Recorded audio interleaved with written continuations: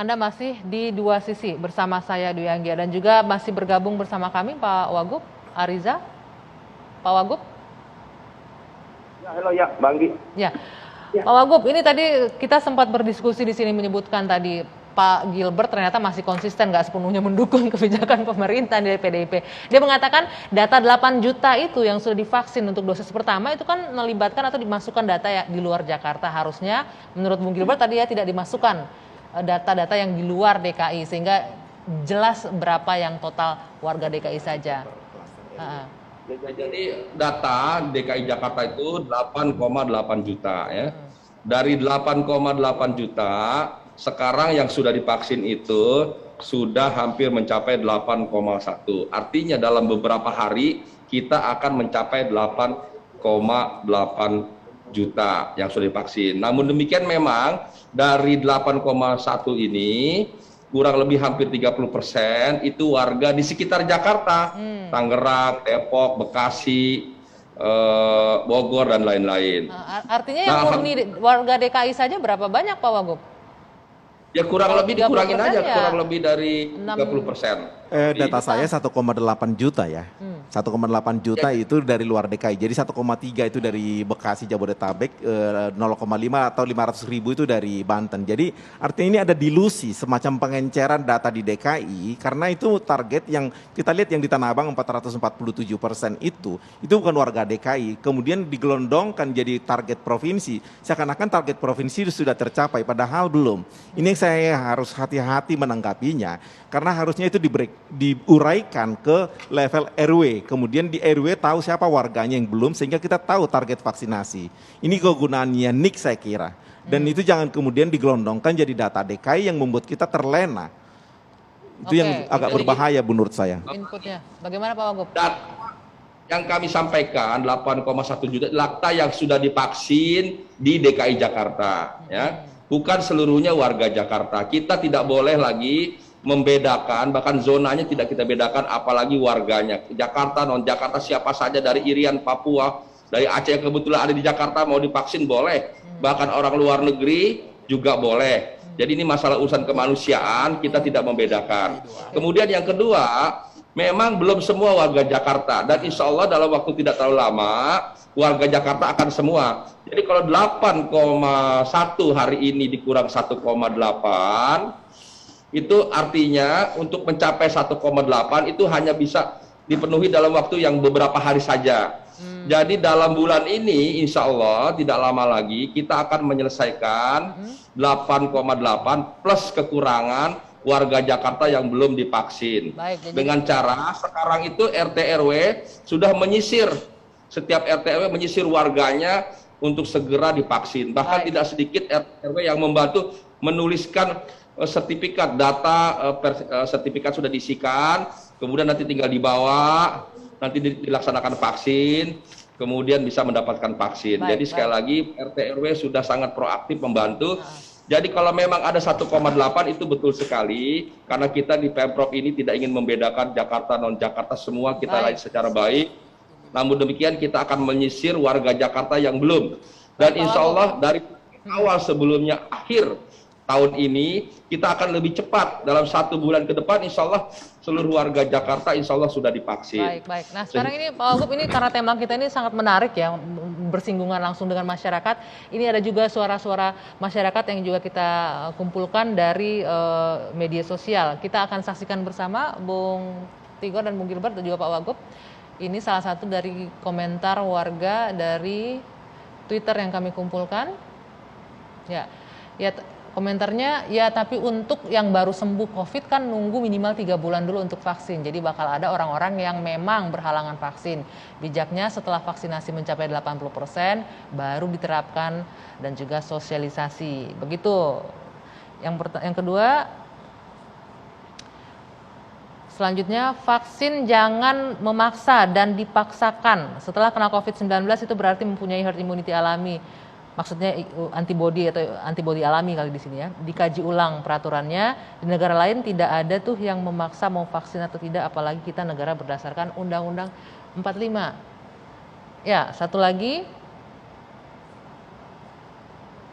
Saya kurang setuju dengan wacana ini. Apakah sudah dipertimbangkan kami-kami yang tidak bisa vaksin karena faktor kesehatan, punya darah tinggi, alergi obat dan lain-lain yang memang oleh vaksinator dinyatakan tidak bisa divaksin. Pak Wagub, boleh ditanggapin ini suara-suara dari masyarakat? Ya, yang pertama ya tadi soal dipaksa, kami tidak pernah memaksa, tapi kami ini menganjurkan dan mendorong agar seluruh warga divaksin. Karena kami pemerintah tugasnya melindungi seluruh warga. Jadi yang kami yakini baik benar, tentu kami akan dorong, kami motivasi, kami fasilitasi, kami bantu agar segera divaksin, tapi tidak dipaksa. Yang kedua, terkait tadi dibandingkan negara lain, semua negara di dunia berupaya agar seluruh warganya divaksin. Tidak ada negara di dunia yang tidak mendorong warganya divaksin. Bahkan negara-negara lain sudah banyak yang lebih baik dari Jakarta angka persentasi vaksinnya. Jadi sekali lagi ini upaya kerjasama kita semua untuk memastikan seluruh warga segera divaksin.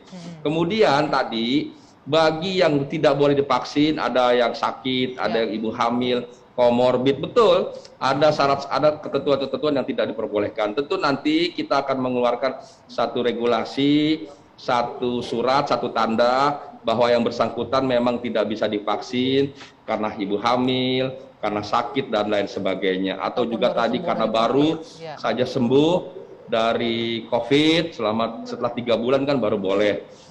Tapi semua ini kita upayakan yang terbaik. Prinsipnya negara, pemerintah berupaya memberikan yang terbaik bagi warganya. Dan kami tidak pernah membeda-bedakan dan juga tidak pernah memaksakan. Semua yang kami yakini baik kami akan dorong, kami layani, kami motivasi, kami berikan informasi, penjelasan dan semuanya.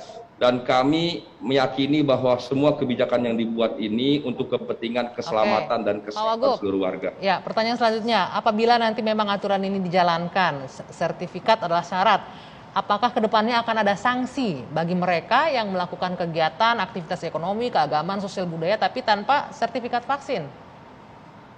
Ya tentu itu nanti menjadi pertimbangan. Semua kebijakan yang diambil itu idealnya harus ada reward and punishment. Jadi ada satu penghargaan bagi yang melaksanakan dan harus ada yang diberikan sanksi bagi yang melanggar. Itu satu yang normatif, satu yang normal.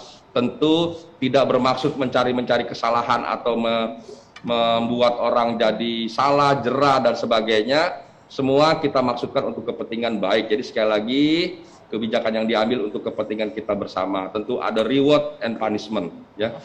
Namun sanksi yang diberikan tentu tidak akan memberatkan warga Jakarta. Oke, Bung Azaz, Pak Gilbert ada yang ingin disampaikan juga? Gini, Oke, Bung Azaz. Pak Wagub, menurut saya juga harus hati-hati nanti membuat kebijakan ini.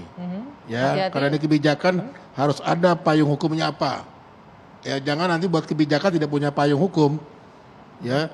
Ini juga bahaya, nanti bisa dipersoalkan di uji material kebijakannya karena nggak ada peraturan di atasnya mewajibkan kan sertifikat dari vaksin. Perpres dan ada Inmendagri. Belum ada mengatakan wajib dengan sertifikat syarat administratif dengan sertifikat vaksin. Tapi wajib vaksin itu ada, gitu ya. Jadi harus dibedakan, gitu loh. Jadi ini harus hati-hati. Tidak ada dikatakan dalam Perpres maupun Undang-Undang Nomor 6 itu syarat dengan sertifikat vaksin untuk mobilitas gitu loh. Nah, ini yang saya katakan tadi, ini jadi lucu, jadi kontradiksi, ya. Pengendalian, pembatasan mobilitas, ya, pembatasan sosial yang dilakukan, jadi hancur karena apa? Syarat sertifikat vaksin. Dia bisa bepergian jadinya. Oke, lebih kepada payung hukum untuk syarat sertifikat vaksinnya. Sama konsistensi. Dan kan mau badan sosial tadi kan? Oke. Silakan Pak Wagub. Tadi disampaikan Bang Tigor bahwa betul ada wajib vaksin. Sertifikat itu kan turunan sebagai tanda saja, bukti saja bahwa yang bersangkutan sudah vaksin. Dulu kita awal-awal sebelum ada vaksin kalau ingin keluar kota harus ada PCR. Buktinya apa? Ya udah, bukti surat keterangan sudah di PCR. Nah, sekarang orang yang sudah divaksin buktinya apa? Ya sertifikasi vaksin itu ada yang dalam bentuk kertas, ada yang dalam bentuk QR code, ada yang di gadget atau di handphone kita masing-masing dalam bentuk software. Jadi itu sebagai tanda saja bahwa yang bersangkutan sudah divaksin. Yang paling penting sudah divaksin. Tadi yang ditanyakan Bung Azaz. Payung hukumnya Pak Wagub, ada nggak bisa nggak ditunjukkan payung hukum bahwa sertifikat vaksin bisa dijadikan syarat administrasi dalam tata kelola birokrasi? Itu coba, saya minta payung hukumnya apa gitu, di mana itu dimuat gitu loh. Ya kan Memang seperti betul, orang tapi harus ada umpamanya gitu loh. sudah bisa mengemudi, apa buktinya ya punya SIM, identitas KTP. Kalau di perbankan juga ada ATM, buku Itu bank. kan kalau di Nah kalau undang lalu lintas memang dikatakan Oke. pengemudi harus punya SIM. Oke. Gitu loh, SIM A, SIM B, SIM C, itu ada, Ya. Pak. Terakhir Pak Gilbert mungkin gitu loh. menambahkan. Baik, makasih. Saya pikir Singkat aja. di sini masalahnya adalah masalah kesadaran ya. Jadi kalau kita semua berharap selalu harus ada payung hukum, kita tidak akan bisa bekerja karena untuk memproduksi payung hukumnya itu butuh waktu berbulan-bulan, sedangkan proses ini butuh waktu dalam waktu singkat Tidak, mesti Pak. dikerjakan. Kita mau Sebentar, sama-sama Pak. mengerti. Covid sebentar Kita kok mengerti di DPRD. sekali Sebentar, bahwa Bu Agas. ini masyarakat mungkin mau mengharapkan semacam ada kepastian. Kita dalam hal ini membutuhkan masyarakat dewasa yang sadar untuk mendukung pemerintah. Kapan lagi kita bekerja buat pemerintah kalau dalam suasana ini pun kita selalu mengharapkan semuanya itu betul-betul mesti sesuai apa yang kita mau. Itu tidak akan bisa. Bahwa kemudian ada masalah komunikasi di sini, kita tahu bahwa memang cukup berat ini masalah komunikasi. Jangankan pemerintah dengan kita, suami istri aja komunikasi bisa tidak nyambung Baik. begitu. Jadi Baik, poinnya di sudah dalam hal ditangkap. ini adalah kesadaran masyarakat, kita harapkan dikatakan makan 20 menit ya batasi diri. Baik, Bung Gilbert. Ini sebenarnya Ya. menarik lagi dibahas. Cuman sayang sekali waktu kita terbatas. Saya apresiasi, terima kasih untuk yang sudah hadir di sini. Waktu sudah habis, Mbak In. Sayang sekali. Dan juga Bung Gilbert, Bung Azaz, Mbak Iin, Pak Wakil Gubernur Ahmad Riza Patria sudah bergabung bersama kami. Terima kasih. Intinya adalah semua aturan dijalankan agar masyarakat bisa beraktivitas, kesehatannya juga tetap terjaga, ekonominya juga tetap bisa berjalan. Saya Dwi Anggia, saya akhiri 2 sisi malam hari ini. Selamat malam, sampai jumpa.